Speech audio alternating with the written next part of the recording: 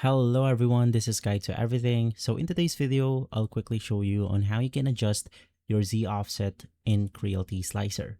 Now, the Z offset is the calibrated, usually negative distance between your 3D printer's nozzle and the build plate at the home position. Basically, Z equals 0. It is critical to ensure that the first layer adheres properly to the bed without being too far away, causing prints to fall off or too close, damaging the bed itself. So basically, to proceed, you want to navigate through the printer section of the Creality Slicer right here. Just click on the pencil icon on this specific section to edit out your printer settings. And basically from here, you want to scroll down and look for the printable space. Inside, we then have the Z offset.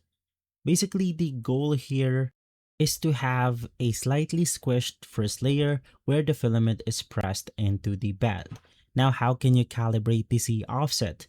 Typically, you want to set this by lowering the nozzle onto a piece of paper on the bed until there is a slight resistance. Now to adjust, if the nozzle is too high, you increase the negative offset. For example, from -1 to -1.1 to bring it closer.